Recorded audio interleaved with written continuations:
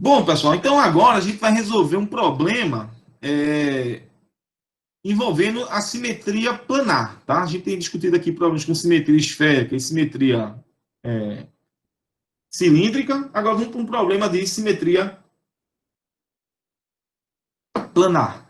Esse problema ele é bem simples, tá? E é bem conhecido, que é o problema de uma placa infinita uniformemente carregada, tá? Então você tem aqui uma placa com a densidade um problema 2.4, é o exemplo 2.4 do livro do Griffiths, né, terceira edição. Então, você tem aqui uma superfície plana, né, com densidade superficial de carga sigma, e a gente quer calcular o campo elétrico produzido por essa placa, né, uma placa infinita. Tá? A gente poderia pegar, de repente, aquele problema lá do campo elétrico de um disco infinito, uniformemente carregado, e fazer o raio tender a infinito. Tá? Esse é um problema que a gente fez lá já no curso, tá? Mas aqui a gente vai fazer de uma outra forma, usando exatamente a lei de Gauss. Tá? Esse é um problema que é uma distribuição de carga que tem simetria. Tá? Se você pensar que essa placa é infinita, né? Todas as linhas de força elas seriam saindo da placa. Né? Teríamos linhas aqui na superfície, na parte superior da placa, e na parte inferior, essas linhas subindo ou descendo. Né? Digamos que a carga aqui da placa ela é positiva, né? Então você teria aqui as linhas de força divergindo da placa, né? A placa infinita, né? Todas as linhas são perpendiculares à própria placa, né? Elas saem da placa perpendicularmente, tá bom? E aí é um problema que realmente também tem simetria, a gente tem uma simetria também aqui, interessante, e a superfície gaussiana escolhida para tentar encontrar o campo elétrico na parte superior ou inferior da placa é exatamente uma caixa. Peguei aqui uma caixa um paralelepípedo, né? Peguei uma caixa aqui com alturas iguais, tanto na parte de cima quanto na parte de baixo, só para ter uma questão de simetria, tá bom? Essa caixa, ela é uma superfície gaussiana, ela tem uma carga dentro dela, tá? A carga dentro dela, se ela tiver uma área A, essa superfície aqui tiver essas tampas com área A, essa região também vai ter área A, então a carga envolvida, né, a carga dentro, seria simplesmente o quê? A densidade de carga multiplicado por quê? Pela área. Tá? Seria exatamente aqui a nossa carga envolvida pela superfície gaussiana. Tá bom? Então, eu vou agora pegar aqui, usar a lei de Gauss, mais uma vez, né? O fluxo elétrico é igual a integral de E escalar dA, tá? Que é igual a carga envolvida, a carga encerrada, né? A carga dentro da superfície gaussiana, por epsilon zero. Tá bom? O que a gente tem que fazer agora, o lado direito é mais fácil, né? O lado direito aqui está direto. Né? O lado direito ele é simplesmente o sigma A densidade superficial de carga multiplicada pela área. Então, o lado direito está resolvido. O que a gente precisa agora é encontrar o fluxo. Bom, também é muito simples. O que acontece é o seguinte, o campo elétrico, ele passa raspando aqui, tangenciando as superfícies laterais. Então, como ele passa tangenciando, ele é paralelo a essas superfícies laterais, essas partes laterais aqui da nossa caixa, vai acabar que não vamos ter fluxo nessas superfícies laterais. Só vamos ter fluxo onde? Nas tampas. Tá? E, como existe uma simetria muito curiosa, o campo elétrico é infinito. Tá? Ou melhor, a placa é infinita, perdão, o campo elétrico não. A placa é infinita. Então, se você tiver a 1 centímetro da placa, tá certo? O campo elétrico não é infinito, pelo contrário. Vamos lá. A placa sim é infinita, né? Então, se você tiver 1 centímetro aqui da placa, ou tiver a 2 centímetros, ou a 3, onde você estiver, com uma placa ela é infinita, você vai vê-la sempre infinita, sempre do mesmo tamanho. Então, curiosamente, se você tiver 1 centímetro, você vai ver o tamanho da placa. Você vê, ó, a placa é imensa. Se você tiver 2 centímetros, você vai continuar vendo a placa imensa do mesmo jeito. Ou seja, esse campo elétrico, ele não vai depender de onde você está, porque sempre você vai ver a placa infinita. Então, na verdade, esse campo elétrico ele não é infinito, como eu comentei aqui errado, né? Ele é uniforme, isso mesmo, né? Então, é um campo elétrico aqui uniforme, tá? Você tem um campo elétrico, na verdade, constante. Isso que é verdade, tá? Então, a gente vai ter aqui esse campo elétrico aqui constante, vai ter um valor aqui nessa tampa superior e um valor na tampa inferior, E e E. E o fluxo desse campo na tampa superior, ele é simplesmente o quê? O campo multiplicado pela área da tampa, né? Então, eu vou ter, na verdade, o fluxo na tampa na parte de cima, igual a simplesmente o campo vezes a área. E por que esse fator de 2 aqui, então, eu coloquei? Porque, na verdade, você tem dois fluxos, um na parte de cima e o outro na parte de quê? De baixo. Então, na verdade, o fluxo elétrico é igual ao campo vezes a área, multiplicado por 2, porque você tem dois fluxos, tanto na tampa de cima como na tampa de baixo. Ok? Então, simplificando as áreas aqui, ó, esse termo de área, você pega o 2, passa dividindo, então você vai ter o campo elétrico aqui, ó, exatamente com a fórmula sigma por 2ε0, da mesma maneira, mesma expressão que a gente encontrou pegando o campo elétrico de um disco uniformemente carregado e depois fazendo aquele raio do disco tendendo para infinito. Então, você acaba encontrando aqui o campo elétrico de uma placa infinita uniformemente carregada, tá? A gente gosta muito de usar vetores, né? De repente poderia colocar aqui um vetor N chapéu e de repente representaria um vetor normal, perpendicular à superfície. Então, nesse caso, vetorialmente, esse campo elétrico seria sigma por 2ε0 multiplicado por N chapéu, que seria o vetor normal, tá? Um vetor aqui na vertical, nesse exemplo, nessa figura aqui, seria um vetor, digamos, Z chapéu, a direção Z para cima, né? Então, esse é o campo elétrico produzido pela superfície, né, plana, infinita e uniformemente carregada. Tudo bem, pessoal? Bom, esse é um problema interessante, né? Mas a gente fez alguns outros problemas aqui, né? Nessas aplicações. A gente falou do campo de uma carga pontiforme, que tem simetria esférica, tá? Certo? É um campo em que você trabalhava ali com uma distribuição de carga pontiforme, tá? E o campo elétrico, ele tinha um formato tridimensional, né? As linhas de força eram tridimensionais, né? E, na verdade, você tem aqui as linhas de força, né? Divergindo da carga, né? Isso. Curiosamente, o campo, ele caía com o inverso do quadrado da distância, tá certo? Tá? Certo? Então, você tem uma carga pontiforme, né? Digamos, qual seria essa dimensão da distribuição de carga? Ela seria uma distribuição de carga com uma dimensão zero, pode ser ou não? Podemos imaginar isso aí, dimensão zero, porque é pontiforme, né? Uma carga pontual. Acabava que o campo ele caía com o inverso do quadrado da distância. Depois da carga pontiforme, a gente fez um outro exemplo, aqui foi usando simetria esférica, a gente fez um outro exemplo usando simetria cilíndrica. Curiosamente, usando a simetria cilíndrica, a distribuição de carga ela era uma linha, né, infinita, e a gente pode dizer agora que a dimensão da distribuição de carga é 1. Né? A linha está a carga está numa linha, então está distribuída numa linha, dimensão 1, certo? E aí a gente calculou o campo, né, esse campo elétrico também, né? Ele teria um formato também, né, isso aqui está no espaço, tá certo? Mas essas linhas de força, elas poderiam ser representadas num plano, tá? Certo? E aí, curiosamente, né, o campo elétrico, a gente calculou ele aqui, né, o campo elétrico tem essa fórmula aqui, né, isso eu coloquei uma mudança aqui, eu coloquei um ρ, que é a distância radial, tá? E usei o ρ chapéu, que é exatamente esse vetor, o vetor unitário na direção radial, tá? Em coordenadas cilíndricas. Então, o campo elétrico tem essa forma, tá bom? Mas aí, curiosamente, esse campo, se a gente trocar o R por ρ, só para fazer uma comparação, tá? A distância radial é ρ, o R, né? A gente faria aqui o seguinte, agora o campo elétrico, em vez de cair com o inverso do quadrado da distância, ele cai agora com o inverso da distância. Então, a dimensão da distribuição de carga aumentou de 0 para 1, e acabou que o campo elétrico produzido também, aquela lei de potência, ela mudou também de unidade, né? Isso, em vez de o inverso de R quadrado, agora o inverso de R, tá? Certo? Então, na verdade, esse campo agora, ele cai, é um campo que cai, digamos, mais lentamente, né? Porque, em vez de ser um sobre R quadrado, ele cai com o inverso de R, tá? O curioso agora vem quando a gente faz agora o exemplo da placa infinita. Aí a carga, ela está distribuída, aqui apesar da imagem, né, ela está distribuída em duas dimensões, porque é uma superfície, tá? Então você tem uma distribuição de carga, né, superficial, tá bom? E infinita também, né, que é uma linha infinita e agora que é uma superfície infinita. Então você aumentou a dimensão agora de 0 para 1, de 1 para 2, né? Então você tem uma distribuição de carga distribuída em duas dimensões. Aí o que é legal aqui é que o campo, na verdade, ele fica agora constante, né?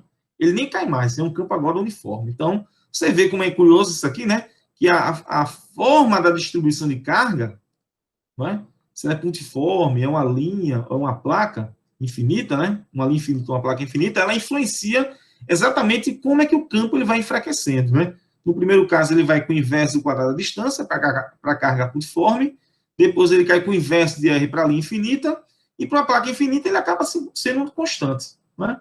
Então, uma coisa interessante e curiosa, tá certo? Tá? No mínimo curiosa aí, sobre essas propriedades do campo elétrico. Bom, vamos seguir aqui. E aí, continuando a nossa pegada de exemplos, né? Eu vou, por exemplo, 2.5 do Griffiths, que ele considera agora duas placas infinitas, né? Uniformemente carregadas com cargas opostas. Então, aquele problema que a gente acabou de resolver, mas em vez de uma placa, ele pegou agora duas placas infinitas, tá? Uma tem densidade de carga mais sigma, vou dizer aqui, tá? E outra tem densidade de carga menos sigma, certo? Aí a gente tem três regiões, que eu vou colocar aqui, região 1, 2 e 3, para diferenciar.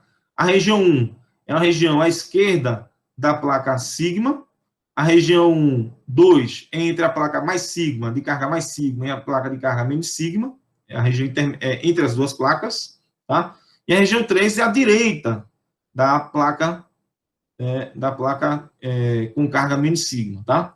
Então, se a gente for calcular o campo elétrico, bom, a gente pode fazer o seguinte, eu vou chamar de E mais o campo produzido pela carga, a placa de carga mais sigma, e é menos o campo produzido pela placa de carga, densidade de carga menos sigma, tá? Então, como esse campo elétrico ele é divergindo da placa, então eu coloquei aqui o vetor elétrico, vetor campo elétrico, né?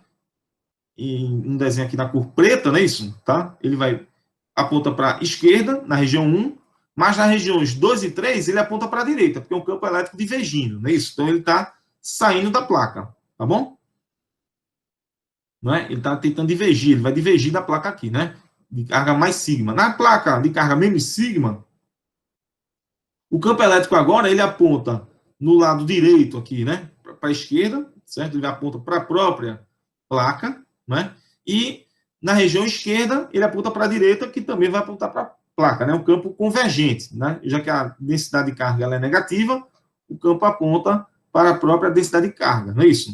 O que é curioso é que os campos, eles têm mesmo módulo, né? Se a gente pegar aquela expressão lá do campo elétrico, não é isso? Está aqui, ela guardada ainda, né? O campo elétrico, né?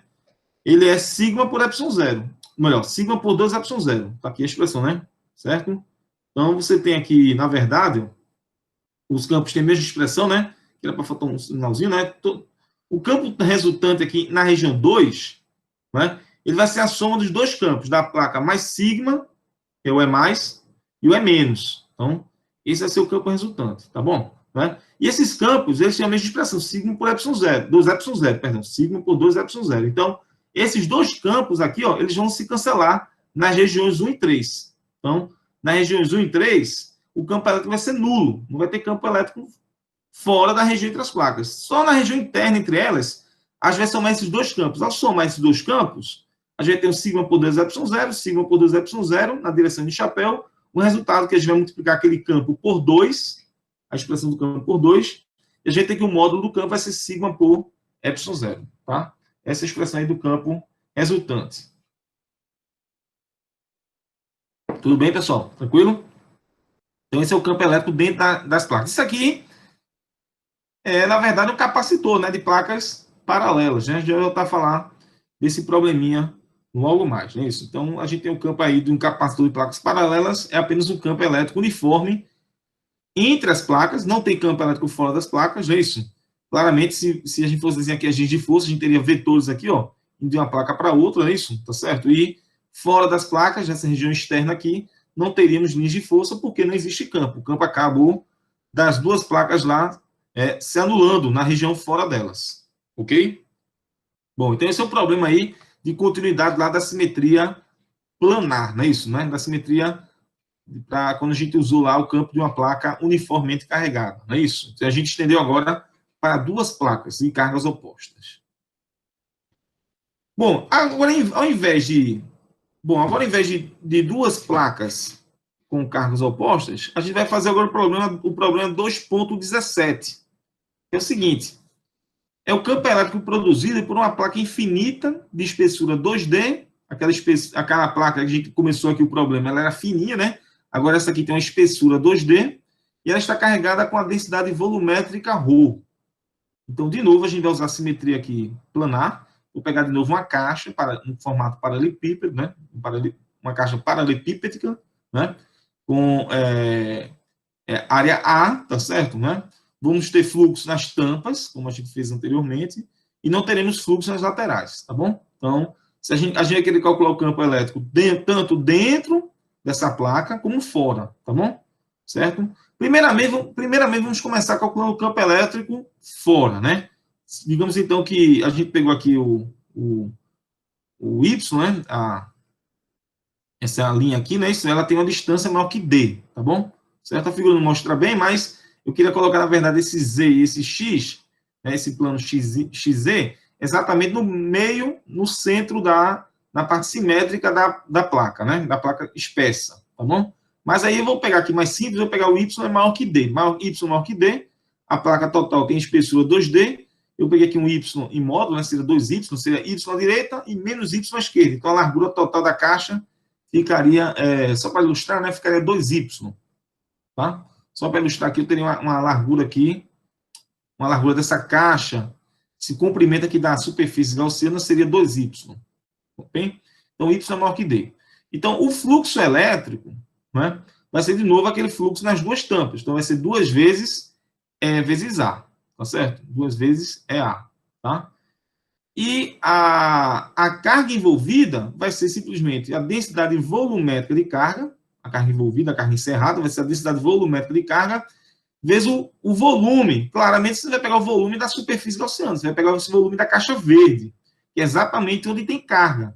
Quem é esse volume? Vai ser a área aqui dessa superfície, né, dessa tampa aqui, né, a área, vezes a altura, né, a área do paralelepípedo, o volume do paralelepípedo, né, isso, o volume dele. Então, vai ser a área vezes 2D, tá? Vezes 2D. A vezes 2D, então, daria a carga total aqui dentro, se você considerar uma superfície gaussiana externa à placa. Então, seria A vezes 2D. Simplifica o 2A do lado esquerdo com 2A do lado direito, você vai acabar encontrando que o campo vai dar ρD por ε0, né? Esse é o campo elétrico produzido pela placa infinita de espessura 2D. Já para dentro da placa, se você pega uma região interna à placa, você vai pegar o Y menor do que D. Nesse caso, o volume não vai ser A vezes 2D, vai ser diferente. O volume agora seria o quê? Essa linha que está grandona aqui, né? Seria bem pequenininha, seria dentro, né? Seria o 2Y menor que 2D. Mas a altura da caixa, ela ficaria estreita, não é isso? Mas agora você teria um volume diferente. Em vez de A vezes 2D, você teria um volume agora A vezes 2Y. De novo aqui, ó, isso se você estiver dentro da caixa agora, né? Da placa, então você vai simplificar o 2A com 2A aqui, o fluxo é o mesmo, mas aí você vai ter agora o seguinte, ó, você vai ter um campo que vai dar ρY por ε0. Tá? ρY por ε0. Esse é o módulo do campo, né? Se a gente tomar o valor, o sentido do campo, o campo seria positivo à direita e negativo à esquerda, né? Tá certo? Na direção Y. Então, a gente teria o seguinte, o campo elétrico ele é curioso, porque ó, dentro da placa ele vai crescendo linearmente. Desde menos D, que seria essa região aqui, né? Essa placa aqui, essa superfície da placa, até D. Então, de menos D a D, o campo ele vai variando de menos ρD por ε0, que seria um campo negativo, uma componente negativa, quer dizer que vai para a esquerda, até ρD por ε0, que o campo ele vai para a direita, acabaria apontando para a direita. Então, o campo elétrico ele vai crescendo linearmente dentro da placa, tá certo? O desenho aqui, meu desenho não está muito bom, porque, na verdade, eu gostaria de ter colocado esse ZX, né? Me perdoe aqui a falta do desenho com qualidade, esse ZX eu queria colocar ele exatamente no meio, tá? Mas, devido apesar do erro grosseiro, o entendimento é que, na verdade, esse plano estaria no meio da placa. Então, o campo ele vai crescendo linearmente, de menos D até D, tá? A direita e a esquerda da placa, aí você volta a ter o quê? Uma placa infinita, uniformemente carregada. O que acontece? O campo ele volta a ficar constante aqui, ó. Tá? O campo ele volta a ficar constante, não é isso? Tá certo? Então, o campo ele tem esse formato aqui curioso, tá? Bom, esse então foi mais um problema, né, envolvendo simetria planar, né? Simetria usando caixas, não é isso? Agora a gente vai fazer mais um último problema, tá? Que a gente fez vários problemas envolvendo lei de Gauss, calculando o fluxo, para calcular o campo. Mas às vezes acontece ao contrário. Né? A gente, às vezes, pode ter um problema que seja o inverso. Então, em vez da densidade volumétrica de carga e determinar o campo, a gente pode fazer o contrário. A gente pode pegar, dar o campo, fornecer o campo, e tentar encontrar essa densidade volumétrica de carga, é um problema inverso. Tá? Nesse tipo de problema, a gente sugere você usar, de repente, a lei de Gauss na forma diferencial. O que acontece aqui, a lei de Gauss na forma diferencial? Você pega o divergente do campo elétrico, não é isso? Certo? Divergente do campo elétrico, né? Ele é igual à densidade volumétrica de carga por ε0. Tá? Esse aqui seria a lei de Gauss na forma diferencial, como a gente mostrou lá na aula 1. Tá? Na aula 1. Então, o ρ, ele vai ser o ε0 multiplicado pelo divergente desse campo. Então, o problema agora está, na verdade, encontrar, dado o campo, você encontrar o divergente desse campo vetorial. Então, o problema 2.42, que é já lá no finalzinho do capítulo 2, né, do Griffiths, certo? Esse problema, ele dá essa expressão de ρ, ele dá um ρ aqui, ó, ele tem uma componente, ρ não, opa, me perdoe, ρ não, campo elétrico, ele dá o campo elétrico, ele tem uma componente aqui radial, ele tem uma componente também o quê? Azimutal, né? Então, note que já é um campo elétrico que não tem simetria mais esférica, né? Por exemplo, tá? Isso aqui é dado em coordenadas esféricas, mas ele não tem simetria esférica porque ele depende de φ, né?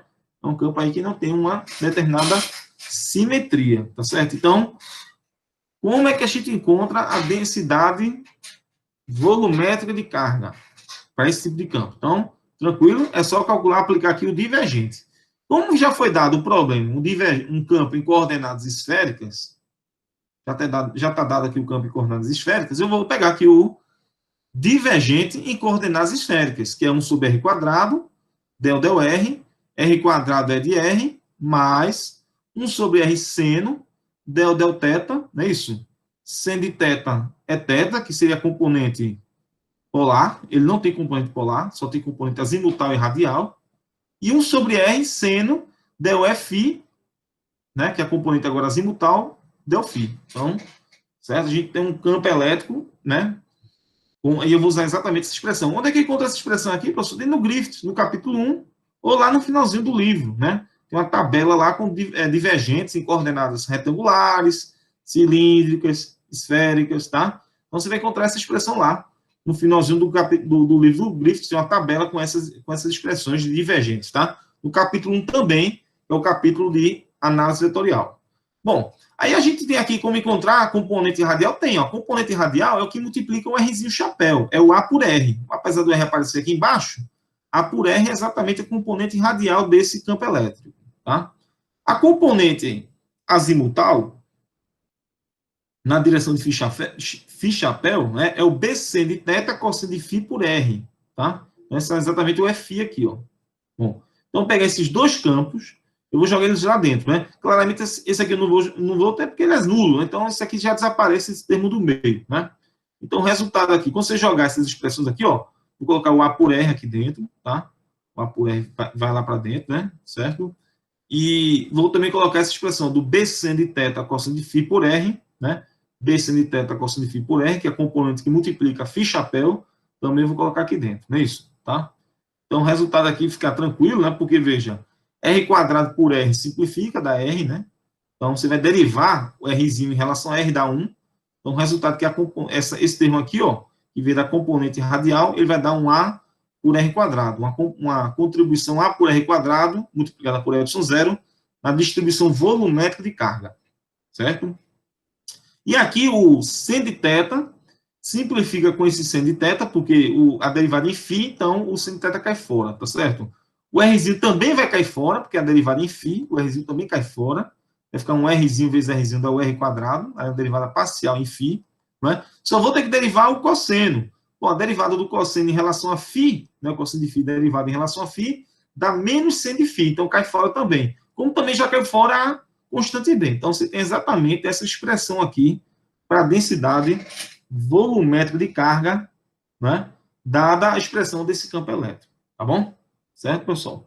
Então, é isso aí. A gente já conseguimos aí fazer alguns exemplos, né, problemas. Né, a gente conseguiu discutir bem aí a lei de Gauss, tá certo? Tá? Então, a gente agora aí finaliza essa parte, tá bom? Sobre a lei de Gauss. E aí a gente continua na próxima aula, pessoal. Um abraço a todos. Até quarta-feira.